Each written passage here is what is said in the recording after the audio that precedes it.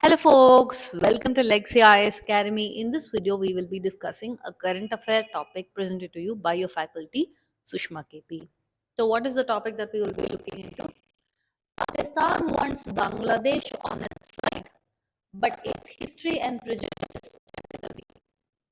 In this topic, we will be discussing as to why is it in use, what is the relevance of it to your UPSC, that is a GS paper 2. We will also be discussing about the present scenarios of Bangladesh and its delicate scenario with India, and how and what implications will Bangladesh have with Pakistan, what was the history behind it. Okay, look at this. The subcontinent's geopolitics is one of history's completing a full circle. Muslim majority Bangladesh, which parted ways from Pakistan, now finds it uneasy with a Hindu majority India. Why and what happened, we will be seeing throughout the course of the video. We have a small announcement from Lexia's Academy, wherein if you're a working professional or a student, and if you want to pursue your dream of civil service examinations, we have the right platform for you, wherein our batches are starting from April 19th onwards. The seats are filling up sooner, so apply sooner. One of the reasons why you have to pick Lexia's Academy is because of its strictly 40 member per batch policy, so that individual personalized attention can be given. All three sections, that is your prelims, mains, and interview stage of your UPSC preparation, will be handheld and hand guided, be it from your mock in tests or your mains answer writing or mock panel interviews, alongside good amount of personalized mentoring. So these are one of the important things you have to consider while selecting institute. And second thing is, why we say you have to pick Lexia's Academy if at all. People would be either you are a student or a working professional. You might have the doubts, "Well, I'm not from science background, I'm from arts background, I'm not from arts background, I'm from science background, my foundation is not very well with respect to the basics." You do not have to worry about that, because Lexia's Academy, as a part of your curriculum, offers NCRT foundational courses where your basics are made up to date, and it is then you will be taught with advanced classes. Alongside this, if at all you have to experience how the classes are, you can go to mobile app of Lexia's Academy. You will have instant access to demo classes. Otherwise, you can even schedule a offline demo class and walk into any of the class. All the details will be present in the description box below. Do check it out. For those of you who are appearing for prelims 2025, Lexia's Academy has come up with free all India mock test. Do use that, know how your preparation is, make the necessary changes. Okay, now coming back to the topic with regard to the story of Bangladesh. Now when I say story of Bangladesh, you listen to it like a story, I will tell it to you like a story. When India got independence from the oppression in 1947, yes, we had the joy of independence on one side, we also had the sorrow of partition on one side. Where India was partition was West Pakistan, India, East Pakistan. Up until your 1970s Bangladesh war, West Pakistan, East. Despite the election majority favoring the East Pakistan, the West Pakistan did not like that. They had committed huge amount of atrocities against the people, and they forcefully jailed the members, which eventually led to your liberation of East Pakistan from your West Pakistan to your Bangladesh. The Bangladesh came into the picture in 1970s. This kept happening. Fine. So there was complete anger, hatred, resentment, etc. among Pakistan and Bangladesh in the period of 1971 to your 1975, which got intensified with the assassination of Sheikh Rahman. Now what happened was, okay, over the course of years, there has been alternatives of party where when the opposition will come into the picture.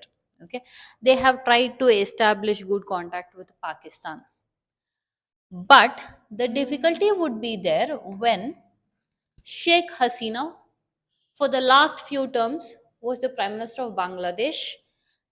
The relationship between Bangladesh and Pakistan was completely cold, worsened. They could not even think about settling a good relationship. Now, when I said the opposition, that is your Awami League and all, when they came into picture, they have tried to hold good amount of, let's say, I wouldn't call this bilateral meetings for sure, is because, for example, the students of Bangladesh would go to Pakistan to study engineering. The people, again, the students of Bangladesh would go to get an education of madrasas in Pakistan around in your 1991 period. Your Pakistan army chiefs, generals and all highlighted that they will have a shared base, air base, that would be good for them. So these were just proposals, but when it was with respect to Sheikh Hasina and Pakistan, they didn't have a chance. And now it brings us back to the present day moment when we all know that what is happening in Bangladesh right now. When Sheikh Hasina was ousted from Bangladesh as an interim government led by your Muhammad Yunus, he's a Nobel Prize laureate for his economics in microcredit, your Sahakari banks, etc. Now the Pakistan is now wanting to establish relationship with Bangladesh. Now Awami League is in picture, and the manner in which they ousted Sheikh Hasina. Okay, fine. What, Sheikh Hasina didn't have good relationship with Pakistan. Now her oustal has happened. Do you think just because of that Pakistan is wanting to have good relationship with East Pakistan? Do you think East Pakistan has forgotten all these things? There is another pickle in the story where your East Pakistan is angry over India also. Why? First thing is the way they consider Sheikh Hasina was housed, and the statues of her fathers, the houses, the ancestral house, everything were burnt, their remnants were torn, they're ready to tear off their history pages. All of this was because on the anger they had on the former president, prime minister of Bangladesh. Now Sheikh Hasina is extradited to India. She is now in India, for which firstly your Bangladesh is angry. First thing. Second thing is they are also angry over the border issues, boundary issues, and also about, you have seen good amount of violence that is happening with respect to the Hindu population, and also how we have seen that because of this, for example, your Bangladesh used to come to India, rely on India for your medical care facilities, and India had rejected it, telling that no, our population were not treated well in your country, why should I treat you? So this again drove the wedge between. In this wedge, one more guy will try to come in and fit in. China guy, telling that, ha, I will build 1000 bed hospital facilities for you. I will be the needful. I will do the needful. So China used to have good relationship with former Prime Minister Sheikh Hasina. She was warmly, greatly welcomed when it was a visit to China. But now China is now trying to again have diplomatic ties, have contact, make communication with your Awami League, interim government, and other non-state actors also.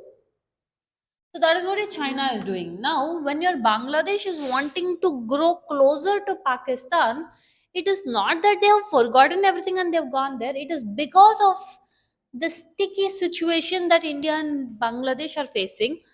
Because of it, in a way, it is driving towards them, and also the political climate is changing there.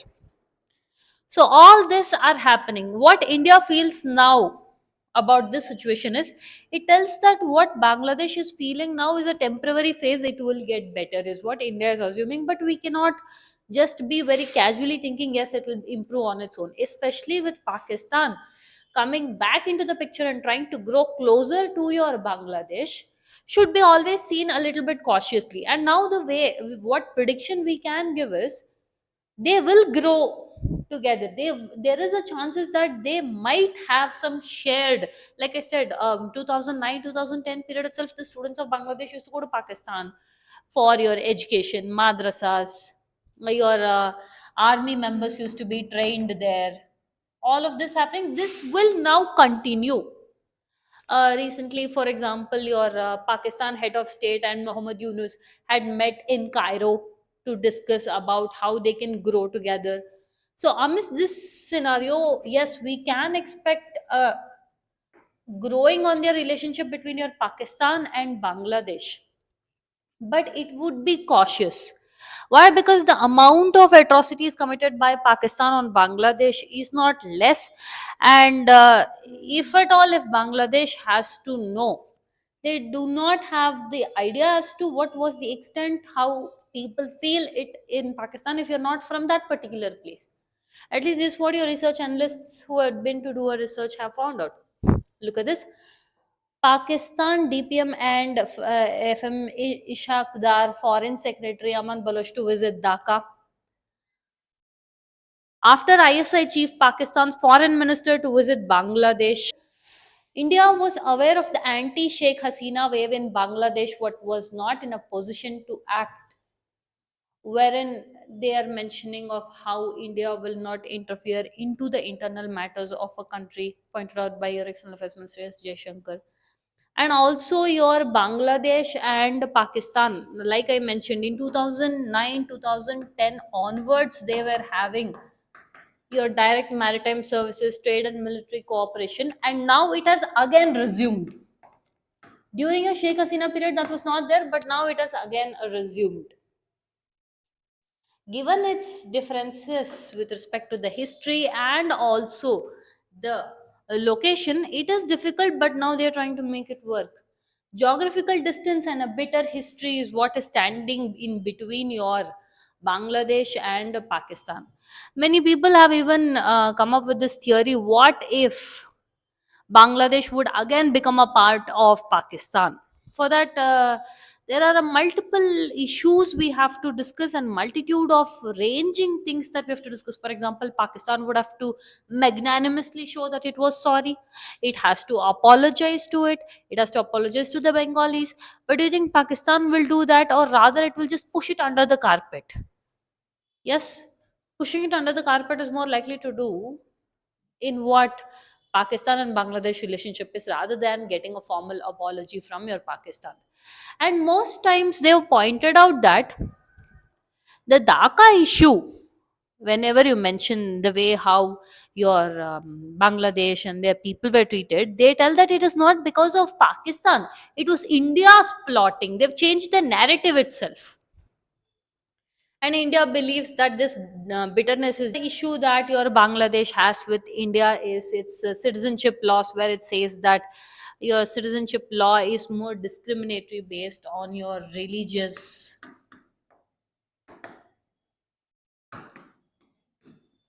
alongside the border incidents, and also how people have always taken refuge here. So all of that issues are coming in.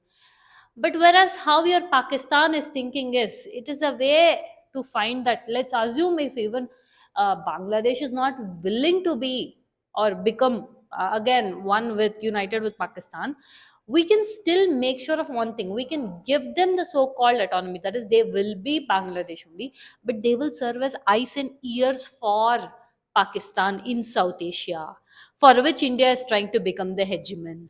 I will be able to thwart the plans through Bangladesh, is what your one of your Pakistan's ideology is. Sheikh Mujibur Rahman's assassination in 1975, like we discussed in the starting, again accelerated the issue with your Sheikh Hasina government not having contact with Pakistan. But again, with General Ziaur Rahman, Hussein Mohammad Ershad, and Khaleda Zia, bilateral relations were gradually rebuilt. 2009 period of time we just discussed, Pakistan, your Bangladeshi military officials attended training courses in Pakistan, trade, military training programs, state of art communication, etc. Investment in the religious right, that is your Pakistan is playing the religion card now primarily. Especially it had become the hub of Islamic jihadism in your 1980s period onwards. The manner in which Sheikh Hasina was ousted from Bangladesh shows the anger that the Bangladeshi people have over their former prime minister, and that person coming and taking refuge in India, extradited to India, has further angered your Bangladeshi people. Okay, they have said that the Bangladesh civil war was not about how your Pakistan civil war was, but rather it was an Indian conspiracy. They've changed the narrative itself. So the issue now is Islamabad and Dhaka are trying to cement the relationship while trying to make Delhi the bad guy. Okay. So what can be expected, or if at all, let's say your Bangladesh and Pakistan are to resume a full-fledged relation, means it should be unconditional forgiveness from the Bengalis part and a tight embrace from your Pakistan side. Like what your Pakistan wants to get out of this Bangladesh scenario is so that convert Bangladesh into the eyes and ears in the South Asian region. Look at this. Pakistan's then air chief proposed to floated to station Pakistan Air Force aircraft in Bangladesh so they can use it in times of conflict with India. Okay. Pakistan's army atrocities, whenever you bring up another thing that they counter it is equal amount of atrocities that was committed by Mukti Bahini. This was one of the important stages that was used. Mukti Bahini, more like a training army, guerrilla warfare and all. They were used while your liberation period of your East Pakistan to your Bangladesh. Okay, so these were all already ongoing things such as your education among your Bangladesh nationals and Pakistan. So now they are going on a full fledged mode and it is set to resume. Now, if you have to finally conclude, will the relationship of Pakistan and Bangladesh grow? Yes, it will grow, but it has to be cautious. Cautious for both sides as well as India. So we've reached the end of the content. If you like our content, subscribe to our channel, hit the like button, and share it along with your friends. Thank you.